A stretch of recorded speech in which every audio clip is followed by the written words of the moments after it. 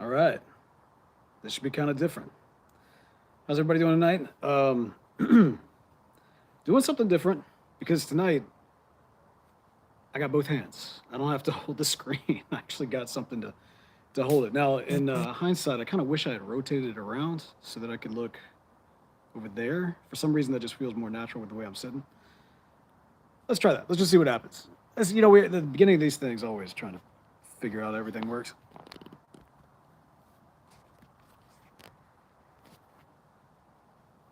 Huh? Oh. Hang on. There we go. I just said goodbye to JD. Is that right? Oh man, I guess y'all are at Vegas, isn't that right? Or y'all been at Vegas, I should say. Yeah. Yes, yeah. I've never heard of this here YouTube thing before. Keith, how's it going? Rob, how's it going, man? Y'all forgive me. It's my first time using this arm, the arm thing, and my purpose for that is twofold. One is I wanted to be able to do the wide, widescreen as opposed to doing the up and down type situation. And then the other is that I wanted to have my hands free so I could actually fiddle with my pipe. More often than not, what ends up happening is I'll pack my pipe beforehand, and then like as I'm smoking everything else, if it goes out and I'm trying to tamp and everything, and finally I'm like, well, I can't even smoke my pipe while I'm even doing one of these things because it either goes out and I don't have a free hand to stop what I'm doing, or it kills my train of thought.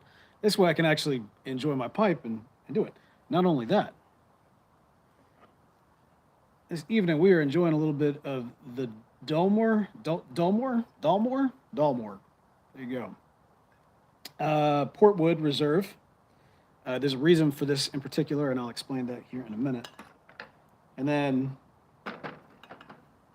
if you're tracking, which I would imagine nobody is, but if I'm smoking this beautiful pipe, I'm doing so with some Sleepy Hollow. And the great thing is this is the time of year for Sleepy Hollow. Of course, for me, Sleepy Hollow is a year-round occasion. Oh yes, that's just too tasty. It's too tasty just to save for October, but at the same time, we're in October, so I don't even have to feel bad about it. Okay, see, the whole thing is now I've got this like space over here. You'll have to forgive me. I'm going to commentate a little bit while trying to figure it all out. There we go. I guess I should like hold it up. Except then I'd feel like I was doing an instructional video, which I'm definitely not. So what you do is you pack your pipe, you put the pipe tobacco in the bowl, and you lightly press. Then you put a little bit more in, and you give it a little bit more pressure. Yeah, actually, but it was videos like that that helped me early on in my early days, way before the Country Squire, uh, when I was in Memphis, trying to figure out how to smoke a pipe and did not have a good local support system there. Um, and so YouTube, it's kind of was where it was at. Alrighty. Okay.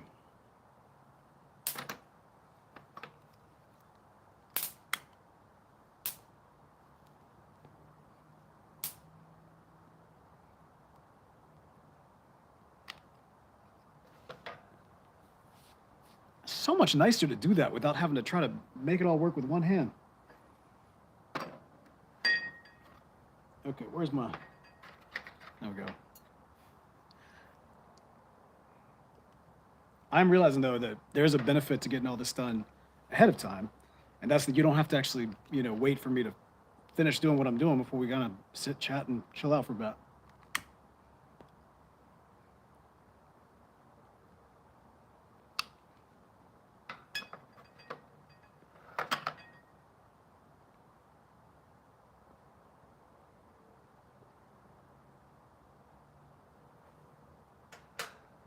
Hmm.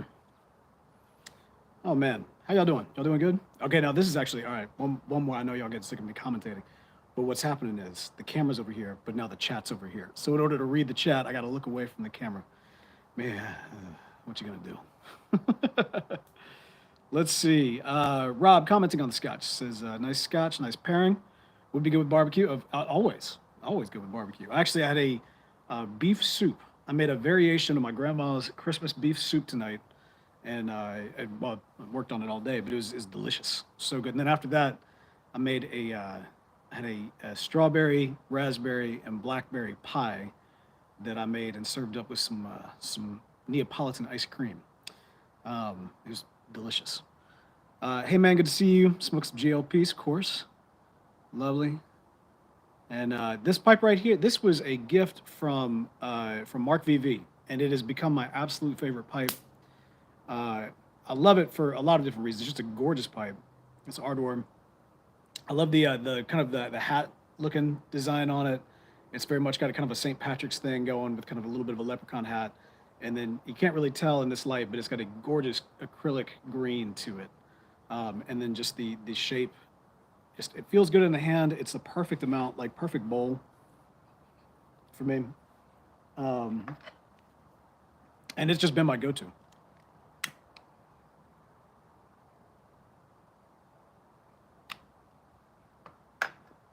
And funny thing is, I was actually going to smoke something different tonight. I was going to choose something different just to mix it up a little bit for the stream.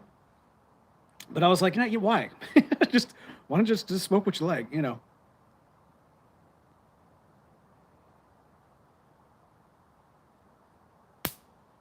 I think the last time I was on with Brian Levine, we talked about that. Is that kind of coming full circle in your pipe journey when you're just like, I could smoke this and that, and flex here and there, and pretend I like certain things because that's what everybody's supposed to like, or because it's super rare.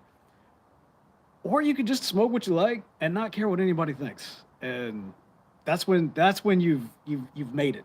You know what I mean? That's when you've achieved that Jedi Master level success in your smoke journey, when you just enjoying what you like and you don't really care what everybody thinks. Let's see. Oh no, okay. Yeah, Hector is saying that John David did not bring the raisins with him to Vegas. That's unfortunate. That is unfortunate. But hey, what you gonna do? Brian asking about risky business. Man, that's exactly why I'm here. Well, I'm here for a couple of reasons. For one thing, I'm here to try to figure out why on earth I'm having a hard time keeping this bowl lit.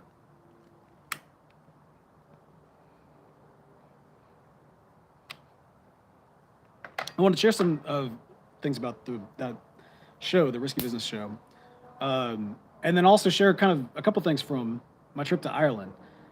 So I'll actually share the Ireland stuff, and then I'll kind of circle back because, yeah, the Risky Business stuff is fun. But no, so I was in Ireland. I came on here several weeks back to let y'all know I was heading out that way.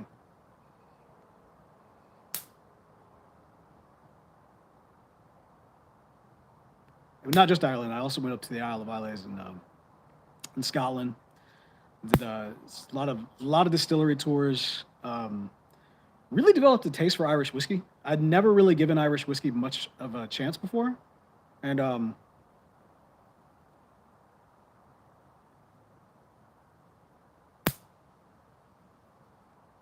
very much enjoyed it. Yellow Spot in particular, I really enjoyed, and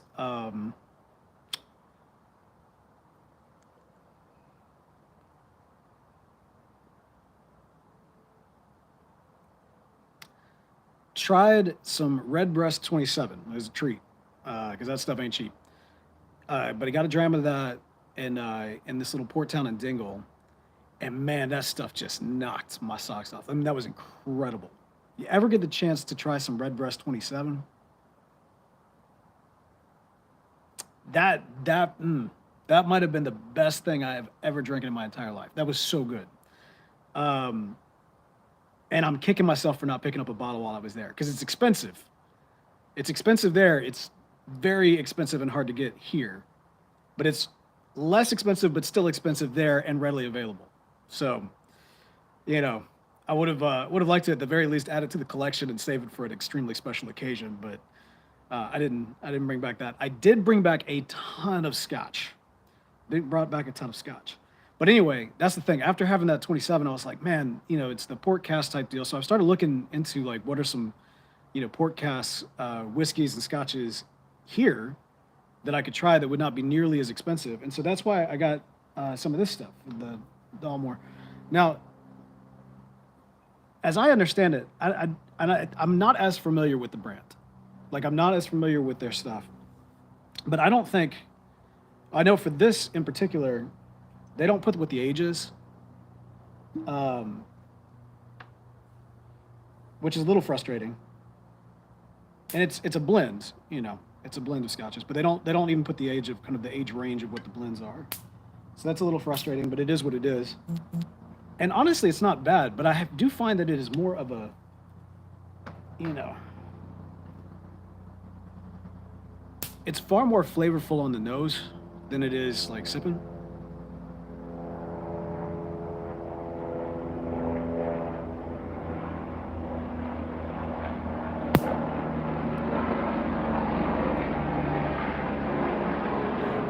But it's not bad. Ooh, it's quite good. And actually, it goes really well. It goes really well with the Sleepy Hollow. Ooh. Ooh. That's a good pairing. That is a good pairing.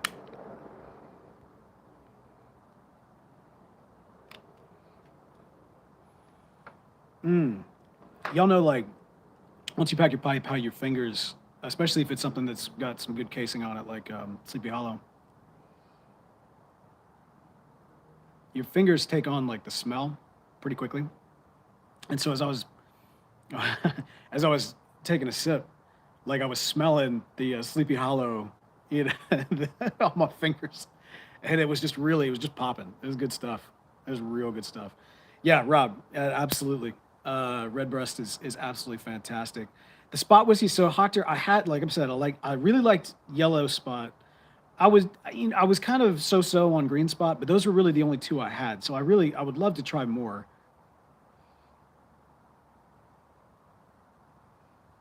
If I could go back and do it again, I would have picked up a bottle of Yellow Spot and a bottle of Redbreast 27.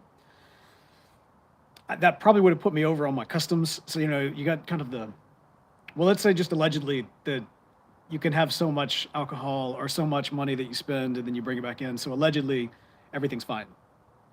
I probably shouldn't. Anyway, so I did come back with some scotches. And spent a lot of money at Lagavulin.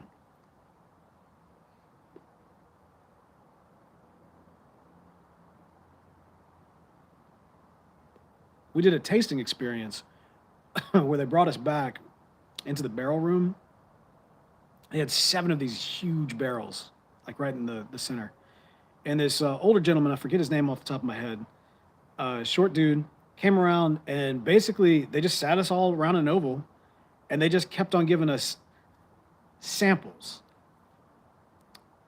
Y'all, these were full glasses. They gave us 7 full glasses of scotch while we were there. They gave one dude 8, and they gave him like this sample of like this $1,000 bottle because he was there for his, I want to say 60th or 70th birthday with his sons.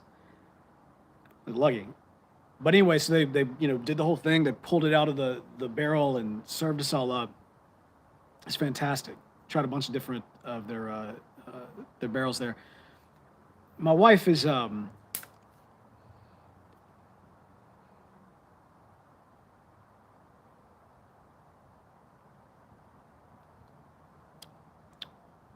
bit of a lightweight. But, there for the experience. By the time we finished, my lovely wife, who can only typically just barely get away with like a drink and a half, had 7 scotches. Not to mention a splash of Laphroaig that we had on the way in.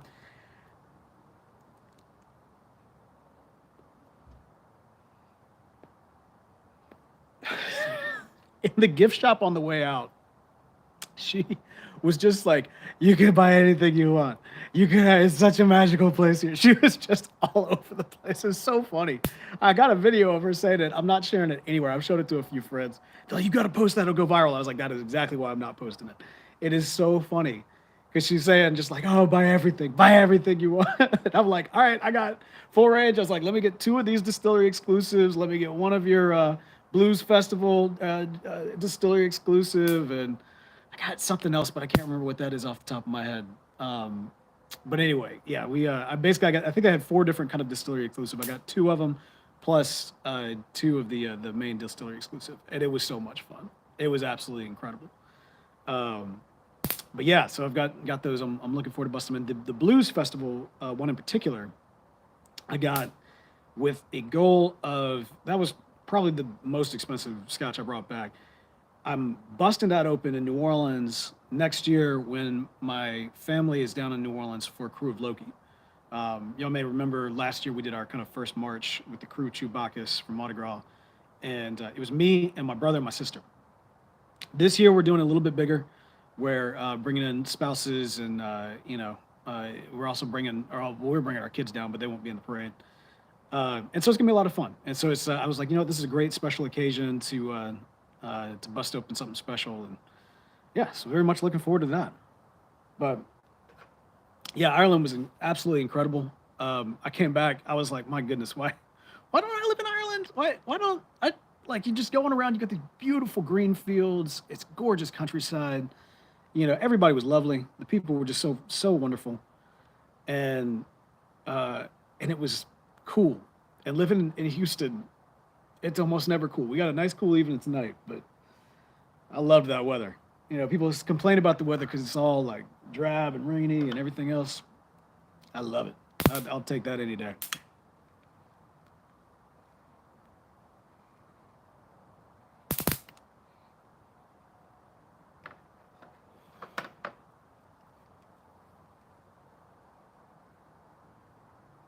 I think we're going to try to go back um, next year around the winter season just to kind of see what that's like. Because I'm telling y'all, it was a life changing experience. Like I came back. I've always, for my entire adult life, I've kind of seen myself as retiring eventually in New Orleans to open up a bed and breakfast or something like that. This made me want to. This made me really want to like go somewhere and do the same thing just off the coast of Ireland somewhere. Um, it's just beautiful. It's quiet. It's nice. It's music playing everywhere. You go in, they have I forget what they're called, but pubs that are also warehouses essentially. Like you can buy you can buy your tools, your rat poison, and your whiskey all in the exact same place. And they have what do they call it? A trad band, traditional Irish music band playing. It's real cool. But yeah, we're gonna try to if we can go back next year, sometime around Christmas, sometime in the winter, just to kind of see what it's like. And you never know. You never know.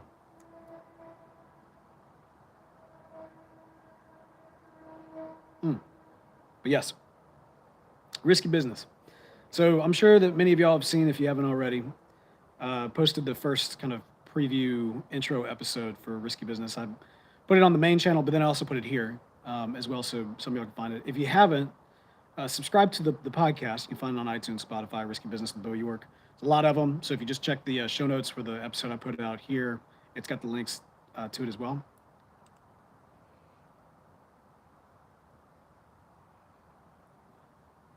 The way that's going to work is the first couple of episodes are interviews with some friends of mine that I've worked with over the last 10 years. And we're talking about storytelling and art and experience, kind of a bunch of these different things that each person kind of represents as something of a subject matter expert on.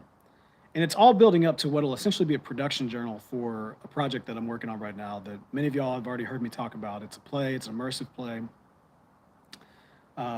We're getting ever closer to finding a location. That's been the biggest that's been the biggest roller coaster right now, is just the location situation. We've got a fantastic director. We really want to open up. We're kind of eager to begin the casting call, but we can't do the casting call until we've got the location. We had two spots. One was iffy. One's kind of a definite yes, and the price isn't bad in terms of the actual like rent of the place. It's just in order to make it work, we have to build out a fairly expensive set, and we're trying to avoid that. So we've got like a safety-ish, like we've got something that we can put down for things like grant applications and that sort of deal, but we're still trying to find that sweet spot of where the right place is for it. Anyway, there'll be more information about that in the future. But the first episode of Risky Business is going to be coming out, I hope tomorrow. Everything about that podcast is the exact wrong way to do a podcast. Not necessarily by intention, but also kind of by intention. You know, for all intents and purposes, I'm out of the podcasting business. So like even things like, I'm doing a podcast with my sister right now called Loki TV Talk about the new Disney Plus show. But that's not a professional endeavor. It's just fun. And I think that's just kind of been part of it is really wanting to kind of enjoy it as a hobbyist, as opposed to having for everything to be kind of professionally produced and with the, that same kind of energy. Because for one thing, it gets expensive and it's very time consuming when you're doing that. Um, and frankly, I just need that time to go into this new project. But all that to say, so with this podcast, it's a way to kind of keep people who have enjoyed my work over the last past decade or work that I've worked on, things I've worked on, to kind of, be able to kind of give y'all an opportunity to see kind of behind the scenes of what's going on and kind of keep y'all in the loop. And frankly, it also is just kind of a way to keep myself honest, to make sure that I'm being transparent about where everything is with the project. It is a little nerve-wracking because with Risky Business, I'm trying to do it as a video podcast as well. And I do not like video podcasts. I can do this right here because this is unpolished, unproduced. I look like this, you know what I mean? Like what, the camera's shaking all over the place. I spent 30 minutes before even getting started talking, just talking about all the technical issues I was running into. We're just hanging out as friends here. That works out great. For the podcast, though, it's got to be a little bit more polished, produced. And I hate video podcasts. But anyway, the first one I think will be pretty good. I'm doing it with a buddy of mine who's a pastor. The episode's going to be called, I think it's called Stories That Matter. And basically talking about the craft of creating a story that has a deeper meaning, and how do you use kind of the story to connect your audience with what it is that you're wanting, the story you want to tell, but then also kind of the reason the story exists. And it occurred to me that people, and not just pastors, but rabbis and any kind of religious figure who is preaching or giving a sermon or what have you, is basically doing that on a weekly basis, because they're essentially, even for the Catholics that are doing homilies, and so it's much smaller, there's still that element of telling a story to connect with a deeper purpose or that has meaning. And so, and you have to do that on a weekly basis. And as somebody who's been working on my story for years, I'm just fascinated by that level of commitment, that level of talent to be able to do that with varying degrees of success, as I'm sure many folks can attest.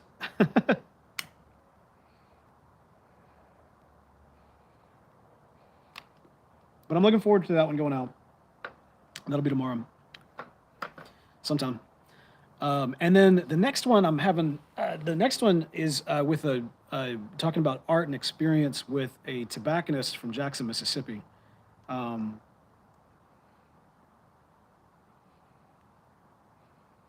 I recorded with about a week ago. It's a good conversation. We had a lot of natural chemistry. It actually worked out pretty well.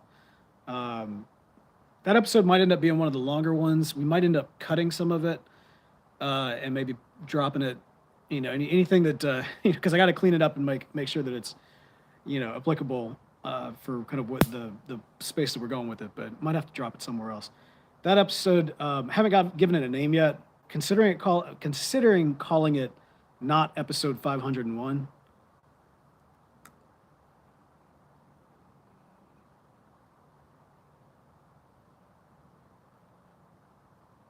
But I mean, I think y'all will like that one. It's good. I'm very thankful for John David for taking the time to record with me, get on mic again, and it was a lot of fun. So I'm looking forward to giving that one, putting that one out as well. But yeah, it should be good. But it's going to be different. It's not like that particular show. It is going to exist. Like the first probably 6 to 8 episodes will be like that. Interviews with folks and talking about really art, story, narrative, that sort of thing. And then it will transition to being like just a pure kind of behind the scenes audio journal. And so it'll be probably much rougher at times, hopefully be able to share some very interesting things. And for anybody that's tried to do this before, hopefully be something of a resource. Maybe, or at least maybe a case study on what not to do. We'll kind of we'll figure it out as it goes along. So yeah, so that's what Risky Business with Bo York is. I was originally going to call it At My Own Risk, and then when I was putting together the blog post to announce it, I called the blog post Risky Business, and I was like, oh, let's let's go with that. That's better. And then there were like 15 other podcasts with the exact same name. So it is what it is. Yeah, I know, Brian. I'm aware. I know everybody wants CSR back. That I'm very pleased with what we put out, and you know, finish strong. Hopefully, are y'all enjoying the classic episodes, kind of the remastered classic episodes? I worked on those at the beginning. I guess I started working on them at the end of last year, and kind of finished them up at the beginning of this year. And they'll take us all the way to February of next year.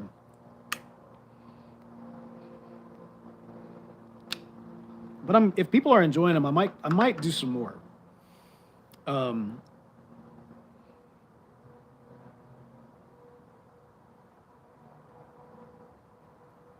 Thanks, Keith. I appreciate that. Glad they're nice to listen to. I know it's not the same thing, but at the same time, you know.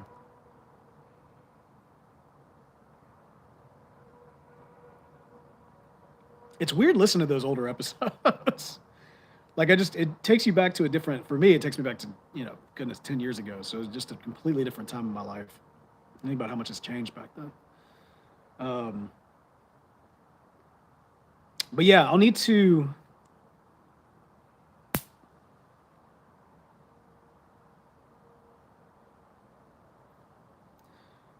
go back. I'd have to find 12 more of those classic episodes that are worth putting back out there. The ones I chose, I specifically did because they were, you know, the first of their series, and that was kind of the mindset. But what I may do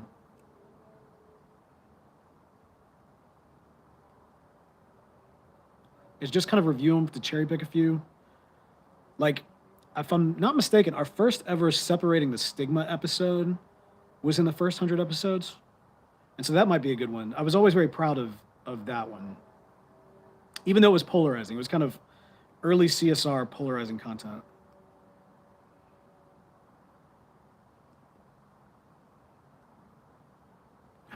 But most of the people that had a problem with it, I ended up becoming really, you know, good friends with.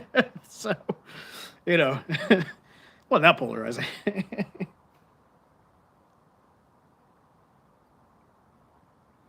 So that might be a good one. I don't know. I'll have to think about some of those other ones that might be worth revisiting.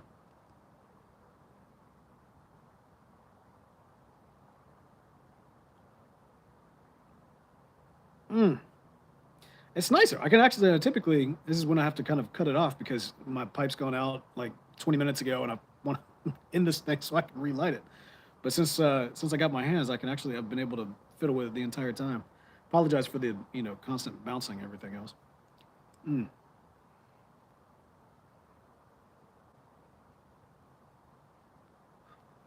So my wife's been out of town these last couple of days on work, and so it's been me and the girls, and it's been some fun times, some good times, and it's been a lot more red meat than we normally eat, which is kind of fun.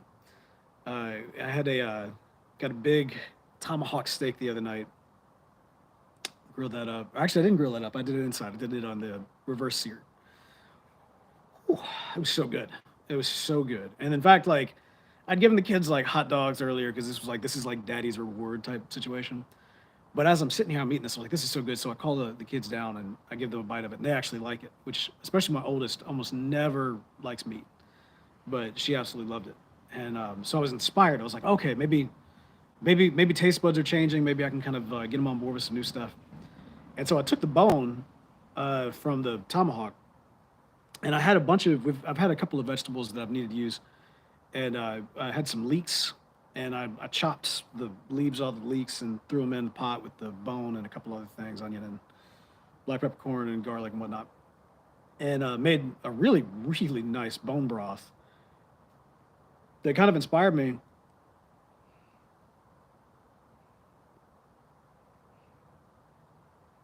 As I was kind of looking around, I was like, I really need to use some of these other vegetables for something. And I remembered my grandmother had this beef soup that she would make every single Christmas. And so I was like, oh, let me do that. And the best part is, I don't think I do not want to put disrespect on my grandmother's cooking, but I don't think that she made a bone broth when she made hers, because I'm not saying what I made was better. I'm just saying it was different and it was quite good. That is what I will say about that.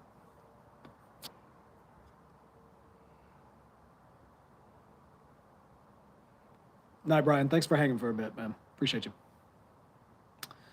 Yeah. So anyway, we had that, and then the other thing I had was these blackberries, and nobody in our family likes blackberries. It was one of these situations where if you've never done it before, the Kroger order where you kind of put it in and they bring it to your house and everything. We've been doing that, and they'll exchange stuff, and sometimes they'll exchange stuff with like the weirdest.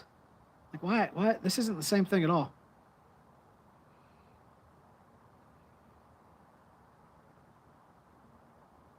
And generally, I'm a creature of habit, especially in the mornings.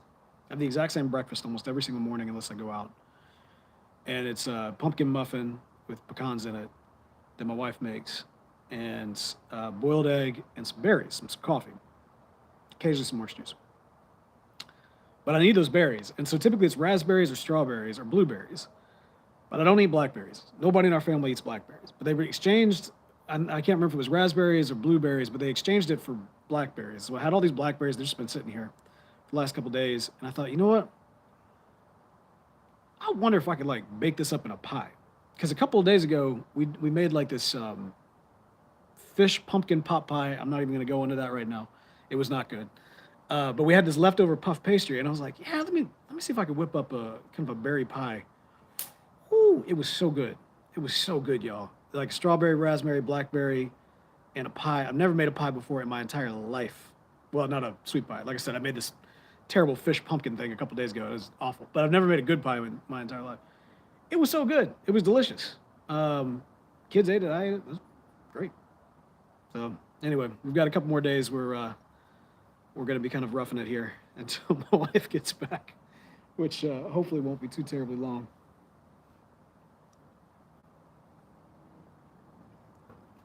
But anyway, thought I'd pop on, say hey, see what's going on, see how y'all are doing. Hope those of y'all who were able to make it out to the Vegas show had a good time. Glad that Hockta was able to see John David. Saw some of the pictures coming through. Looked like a lot of fun. But y'all, that is gonna do it for me. Yeah, I'm gonna have to figure out how to turn it off now that it's in the this mode as opposed to the other one. But like I mentioned before, if you haven't already, check out the Risky Business with Bo York podcast. New episode will be out tomorrow. Love to have y'all check that out. I will probably be back on here in another week or so, as the days or the evenings in particular are finally getting cooler.